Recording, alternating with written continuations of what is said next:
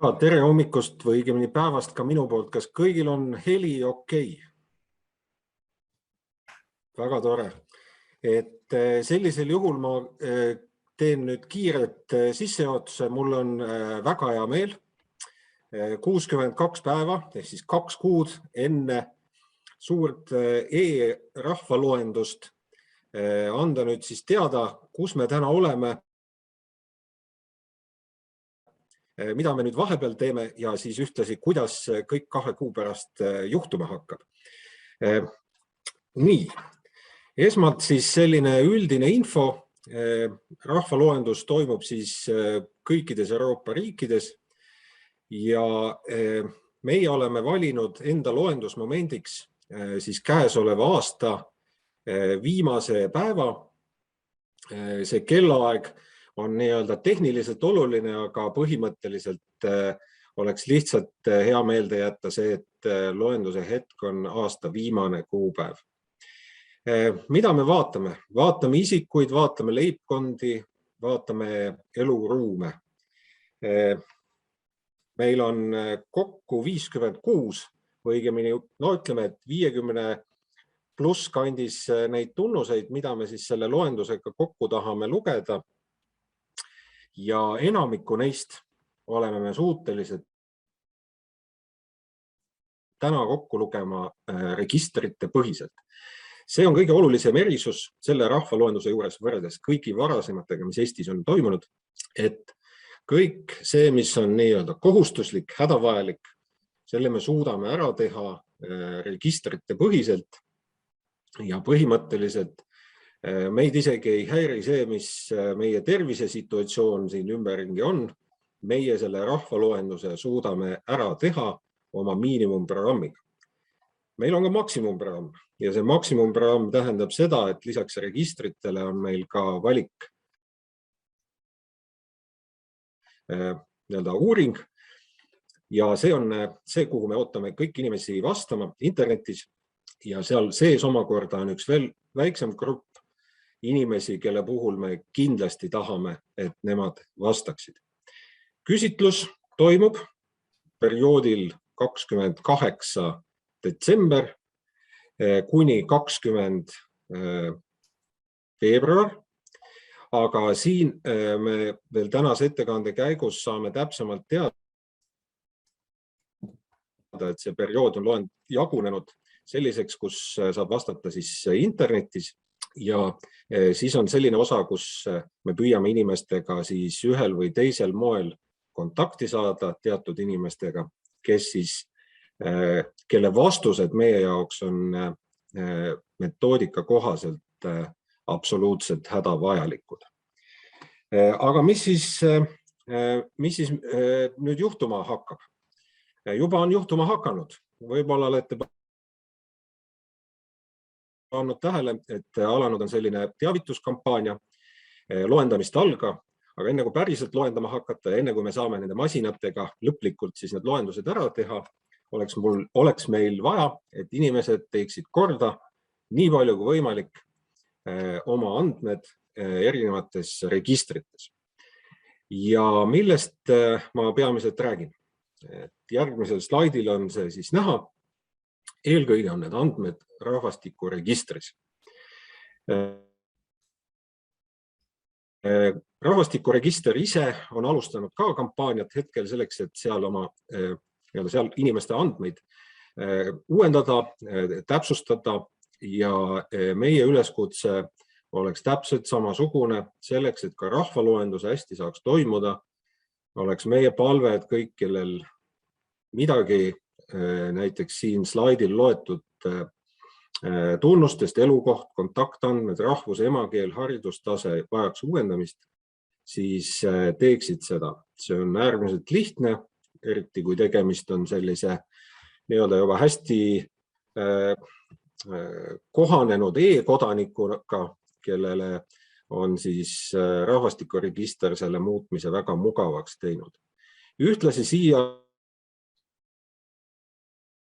juurde ma ütleksin veel ka selle üleskutse, et ka oma ID-kaarte ja sertifikaate ikka tasub aeg-ajalt üle vaadata, et kas need kehtivad ja seda ei ole nüüd tõesti vaja ainult selleks, et rahvaloendus saaks toimuda, ma arvan, et praegusel ajal selline digitaalne tuvastamise võimekus on äärmiselt oluline igale ühele. Ja me natukene oleme uurinud ka seda, et milline siis on see inimeste valmisolek see uuendamine ette võtta. Ja nagu te siin näete, just äsja lõppenud Emori küsitluse järgi, et poolte inimesteni oleme me juba jõudnud oma sõnumiga, et andmeid oleks vaja uuendada. Ja ikkagi valdav enamus inimestest on valmis need andmed enda kohta registrites korda tegema ja see on äärmiselt positiivne sõnum meie jaoks. 14%, keda siis meie uuring näitab, et mingisugusel põhjusel ei ole võib-olla huvitatud selle tegemisest, siis siin tuleb välja, et neil on lihtsalt takistusi selles e-keskkonnas toimetamisega, aga ka siin on tegelikult võimalused olemas, näiteks kohaliku omavalitsuse abil saab seda teha. Nii, nagu ma ütlesin, meie loenduse valdavalt teevad ära küll masinad, või õigemini, jah, teevad masinad ära ja meie põhiandmed tulevad nendelt registritelt, siis sel aastal või sel korral on meil ka väikene valikuuringu küsitlus selle loenduse juures. Küsimustik on peale põhjalikke arutelusid ja vaidlusi kokku lepitud. See oli pikk protsess, aga lõpuks leiti need olulised tunnused, mida üheski registris ei ole, aga mida siiski ühiskonda kujundavate otsuste tarvis oleks vaja inimestelt endilt küsida. Ja need on siis näiteks keeleoskus, murrete oskus, religioosne enesemääratlus, inimese enda hinnang oma terviseseisundile. Emakeele puhul on tekkinud võimalus mitut varianti valida ja ka rahvuse osas on paindlikkust sellel vaba või küsitlusel põhineval andmete kogumise vormil siis parem näidata.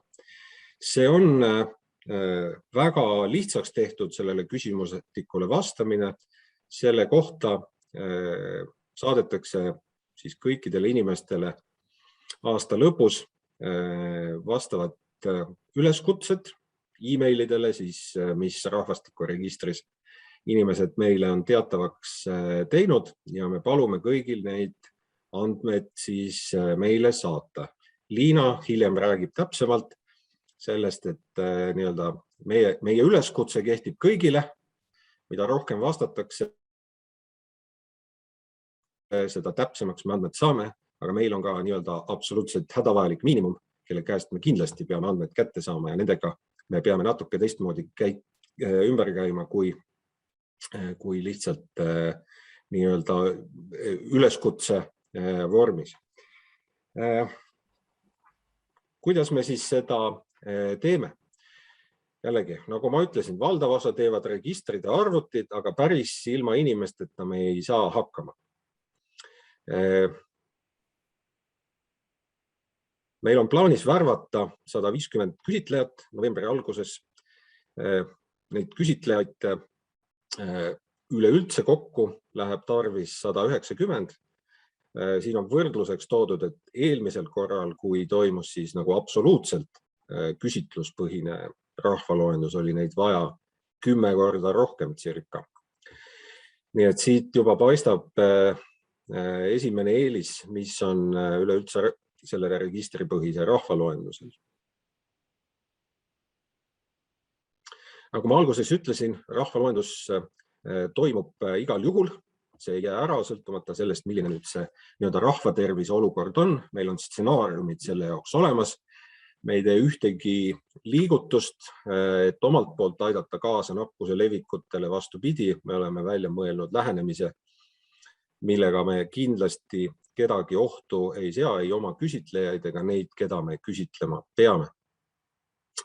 Ja veel kord siis meeldetuletuseks, et alustame andmete korrastamisest, siis toimub veebiküsitlus, see, millest ma just ennist rääkisin, kus kõigile siis saadetakse vastavad lingid. See toimub 28. detsember kuni 15. jaanuar. Ja peale seda siis nüüd selles pisikeses grupis, kelle puhul meil on väga oluline nende käest saada peaaegu kõik vastused. Nende puhul me siis üritame ka telefoni teel või kui siis see tervises olukord lubab, ka kodukülastuste teel andmete kätte saada sellele valikuuringu küsimustikule. Ja see ongi see koht, kuhu meil siis valdav osa nendest küsitlejatest vaja läheb. Aga siit edasi saabki juba Liina täpsemalt rääkida ja ma sain peaaegu vist hakkama oma 10 minutiga, nii et hiljem vastan siis küsimustele. Aitäh, aga Liina, palun. Kas siin on vahepeal küsimusi muidu või saan edasi minna? On mind kuulda? Siin on kuulda. Ja, on kuulda kenasti. Okei, siis kui ei ole, et siis lähme edasi. Tere kõigile, olen siis Liina Osila ja olen siis Rahva Eluruumide loenduse projektijuht, et räägin siis natukene täpsemalt veel võib-olla nendest mõnest küsimusest, mis inimestele võib ka laiemalt siis huvi pakkuda, kui me Rahva Eluruumide loendusest räägime. Et kõigepealt tõenäoliselt kõige esimene asi, millest me peame rääkima, on see, et ikkagi miks seda on vaja, milleks me seda üldse korraldama. Ja siin see vastus võib-olla kõlab üsna igavalt, aga tegelikult on tegemist tõesti sellise ainsa uuringuga, kõik see uuringuga, mis annab meile siis pildi Eesti elust, et kes siin elavad, kus nad elavad ja millistes tingimustes need inimesed elavad. Ja kuna rahvaloendust korraldatakse siis alati teatud perioodi tagant, väga kindlalt piiritletud metoodilistest tingimustest lähtuvalt, ehk siis selged tunnused, mida kõik riigid peavad koguma ja esitama, et siis see on võrreldav nii läbi aja nii Eesti enda riigi sees kui ka siis rahvusvaheliselt. Ja rahvaloenduse andmed on need andmed tegelikult, sellised tüviandmed, ütleme, et mille alusel me Eesti elu kujundame, olenemata sellest siis, kas see on avalik sektor ja kas me räägime riigi tasandist, erinevate strateegiate koostamisel, planeerimisel, kas me räägime KOV-i tasandist või me räägime erasektorist, räägime ettevõtjatest, et kuhu mingit teenust planeerida, kuhu mingit kinnisvara võib-olla ehitada, et mingil moel või teisel ta ikkagi jõuab andmeteni. Nii et rahvaloendus seetõttu nõuab meie kõigi panust ja on väga vajalik.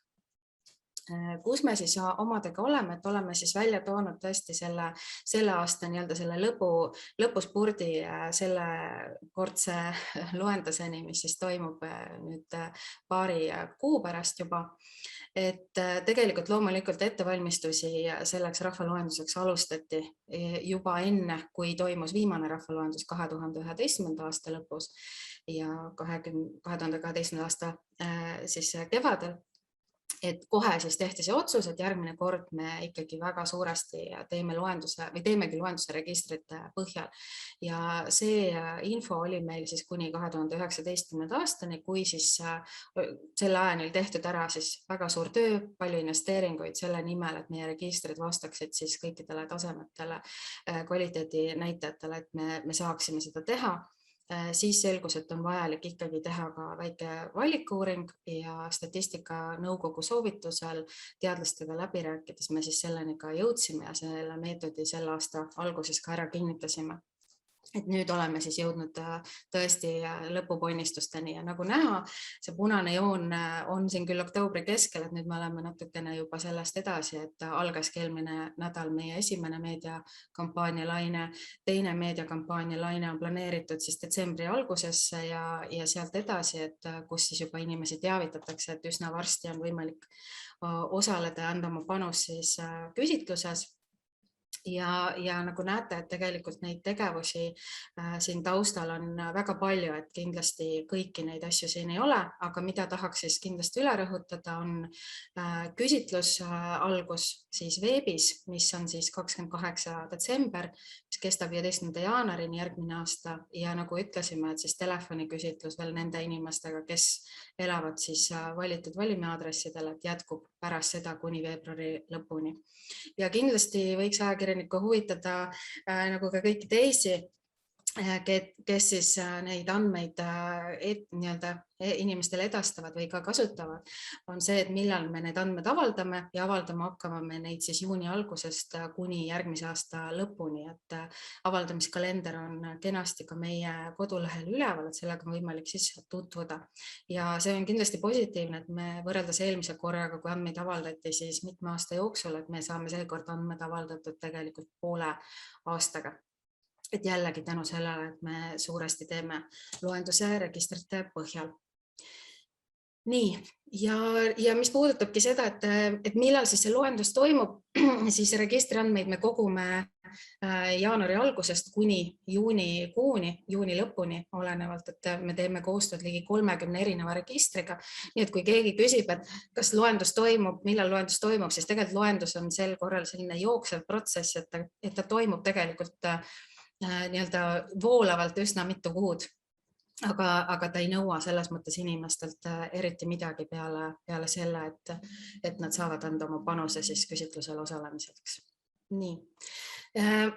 Registripõhine loendus, et rääkides ka sellest, et tuua selle tausta natukene, et siis tõesti, eriti arvestades praegust olukorda, kus me oleme, et kus on võib-olla oht, et riik pannakse jälle siis teatud piirangute alla, et keeruline on teha kodukülastusi või et inimestega näost näkku suhelda, et siis kindlasti peame ütlema, et see on väga tore, et me oleme jõudnud selleni, et me teeme registripõhise loenduse. Et seetõttu tõesti võime kinnitada, et loendus igal juhul ära ei jää. Ja meie registrid on usaldusväärsed, selleks on tehtud väga palju tööd, väga palju investeeringuid, väga palju koostööd. Et see on väga hea näide meie kui digiriigi sellisest eduloost, ma ütleksin. Et kahjuks me ei ole selles mõttes teerajajad võrreldes teiste Euroopa riikidega, et isegi meie naabrid Läti ja Leedu on selles osas meist natukene ees, et nad on jõudnud nüüd enne siis selle registripõhise loenduse ära teha ja nemad siis valikuuringut üldse ei teinud. Aga millest me räägime, kui me räägime, et meie registrid on maailmatasemel ja nad on kvaliteetsed? Et mida see tähendab? See tähendabki seda, et register peab olema kõikne, ta peab sisaldama siis kogu infot selle kohta, mis on tema põhimääruses sees või et mille kohta ta andmeid kogub. Ehk siis, kui me räägime rahvastikuregistrist, siis ta sisaldab infot kõikide inimeste kohta. Kui me räägime kaitseväekohuslastest, siis sisaldab infot kõikide inimeste kohta, kellel on kaitseväekohustus ja nii edasi. Et sõltuvalt selle registri siis põhimõttest ta peab olema kõikne. Kõik kirjad peavad olema identifitseeritavad, ehk siis meil on võimalik tuvastada, kelle kohta see info käib ja sellest tulenevalt on võimalik neid registreid ka omavahel ühendada. Et see on olnud väga oluline töö, et meil on kõikidel registritel siis võimalik neid linkida kas isikukoodi abil, kas aadressi abil või siis firmade registrikoodi abil, et see on selles mõttes väga oluline. Ja kindlasti see, et register on selline elav organism, et ta peab olema regulaarselt uuendatav ja ajakohane, see info peab olema ajakohane ja see on oluline mitte ainult rahvaloenduse kontekstis, vaid tegelikult üleüldse, et kui me räägime sellest üleskutsest, mida teeme meie, mida teeb Siseministeerium aeg-ajalt, et kutsuda üles inimesi oma andmeid uuendama, siis koroonakriis on jälle kahjuks selline hea, aga kurb näide, et riigil oli vaja kiiresti inimesi teavitada ja siis selgus, et tegelikult väga paljud inimesed ei saa infot kätte, sest nende e-mailid, kontaktandmed on vananenud. Et see on nagu üks näide. Kindlasti neid näiteid on veel, et miks on oluline ise sellele tähelepanu pöörata, miks see võiks olla nagu osa sellest kultuurist, mis meil on, et me ise näeme vaeva, tunneme huvi, et need andmed oleksid korrektsed ja et meie registrid saaksid selles osas ka tööd teha, et need andmed oleksid seal pidevalt ajakohastatud ja kvaliteetsed. Ja siis ka harmoniseeritud terminoloogia ehk siis, et on võimalik aru saada mis midagi tähendab erinevates registrites, et neid oleks võimalik siis samuti omavahel ühendada. Ja kindlasti kõige selle kõrval siis turvaline tee, kust kaudu neid andmeid on võimalik siis meile saata, et enamus siis registritega on meil automatiseeritud andmehõive, mis tähendab, et need andmed tulevad üle XD, mis on siis väga hea. Kas rahvaloendus on kohustuslik, on kindlasti veel väga paljude eestlaste huulil, et iga kord on see ikkagi teatud määral kirgi kütnud. Et kindlasti võime öelda, et rahvaloendusel on väga selged juriidilised õiguslikud alused, kuidas seda tehakse, millal seda tehakse, miks seda tehakse ja mida seal küsida võib. Et rahvaloendus on tõesti siis nii Euroopa määrusega kui ka siis riikliku statistikaseadusega kõigile kohustuslik ja me loemegi kõik üle, et inimesed tegelikult selles suuresti vaeva ei peagi nägema, sest registritest meil ongi info kõigi kohta olemas.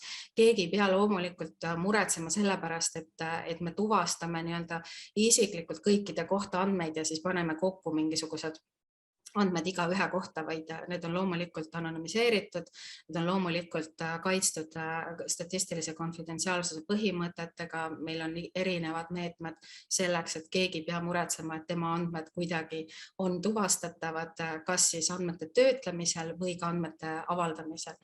Et see on kindlasti asi, mida tänapäeval eriti olukorras, kus andmekaitse on tõusetunud aina rohkem teemaks, oluline inimestele rõhutada, et nad ei pea selle pärast muretsema. Küll aga, kui me räägime rahvaloendusest, et meil on siis registripõhine loendus ja küsitlus, siis küsitluse puhul on tõesti tegemist siis valikuuringuga ja valikuuring on kohustuslik siis sellele valimile. Et jah, need inimesed, kes saavad siis kutse kirjaga, et see on nendele kohustuslik, et nendele see tegelikult ongi siis kohustuslik ja nendelt me ootame kindlasti vastuseid. Küll aga on oluline rõhutada, et küsitlus on veebis avatud absoluutselt kogu elanikkonnale. Kõik on oodatud oma panust andma, sest et mida rohkem inimesi vastab, seda täpsemaks info läheb.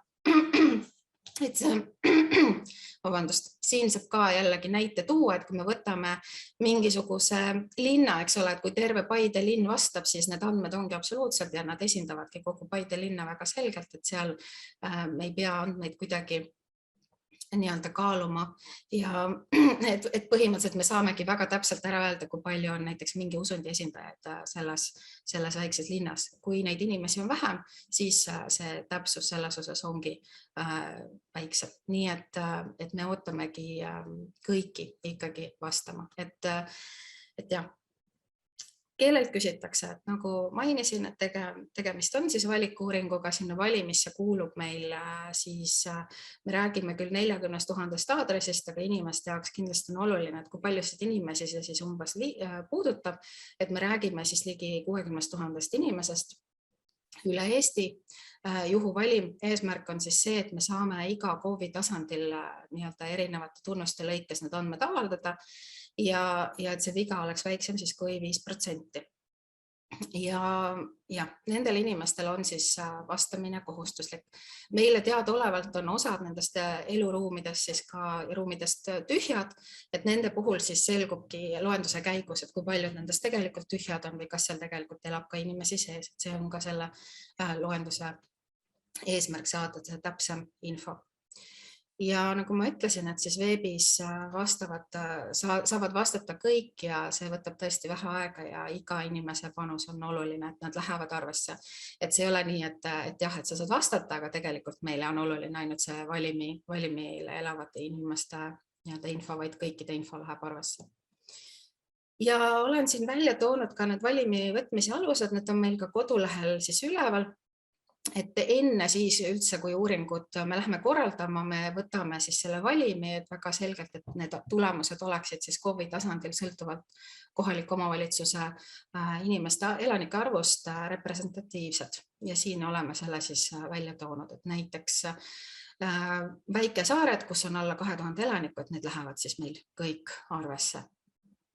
Et sinna läheb, või peab küsitleja siis inimesele veebis täitnud küsitlust. Nii, mis saab siis, kui ma kuulun sinna valimisse, aga ma ei soovi vastata, et see on ka kindlasti üks levinud küsimus, et ikkagi, mis siis saab. Et me ütleme selle kohta nii, et kui sa elad sellel valimiaadressil, siis ikkagi sinu jaoks on see vastamine kohustuslik. Küll aga tõesti me vastamise eest trahvi ei tee, et meie eesmärk on panna iga inimene ikkagi mõtlema sellele, et need andmed on väga vajalikud selleks, et me saaksime siis meie nii-öelda poliitika kujundajad, erinevad otsustajad saaksid teha selliseid otsuseid, mis on meile kõigile tõesti kasulikud ja selle aluseks on kvaliteetsed andmed ja need andmed, midagi pole teha, tulevad rohujuure tasandilt. Ehk siis, et see on meie iga inimese vastutus ikkagi hoolitseda selle eest, et need andmed oleksid sellised, et meie ümber kujundatav elu vastaks sellele, mis on meie vajadused ja soovid. Et nii see on. Nii et sellega me üritame ka inimesi kindlasti motiveerida, et kui sa arvamust või kui me sinu nii-öelda seda seisukohta ei saa või infot ei saa, et siis on väga keeruline ka selle kohalikul omavalitsusel, riigil tegelikult mingeid meetmeid kujundada, mingeid teenuseid pakkuda. Ja viimaseks olen siin välja toonud ka, et mis on siis tõesti võrreldes varasema loendusega, et oleme astunud suure sammu edasi ja kindlasti võib meie ikkagi rahvaloendust juba ette öelda, et me teeme selles mõttes ajalugu, et kuigi ka eelmine kord me kasutasime registri andmeid, siis registripõhist loendust sellisel kujul me teeme esmakordselt. See on suur samm edasi. Loodetavasti tulevikus me saamegi ainult registrite põhjal siis loendust teha. Et eelmine kord meil oli 2 suurt pikka ankeeti, eluruumide ja leibkonna ankeet ja isikuankeet, see vastamine võttis aega circa tund. Seekord me ütleme, et see võtab 5–10 minutit inimese kohta, et sõltuvalt siis sellest, et kui suur on see leibkond, on ka see ajakulu.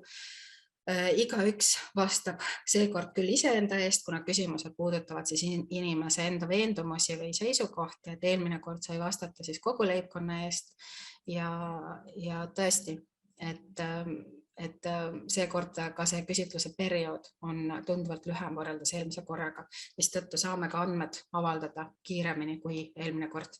Nii et seetõttu võime öelda, et on tegemist suure sammuga edasi.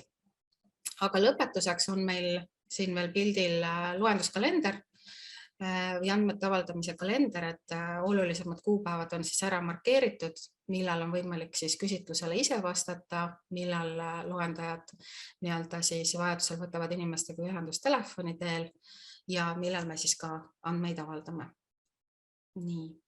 Ja siin meil on ka meie teleklipp, et kas ma mängin selle ette?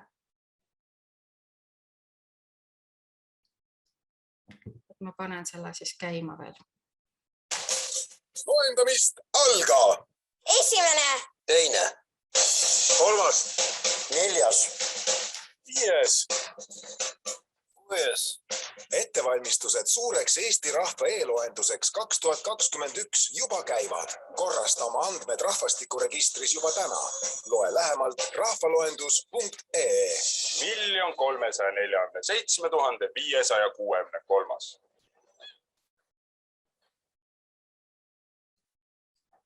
Nii. Ja aitäh!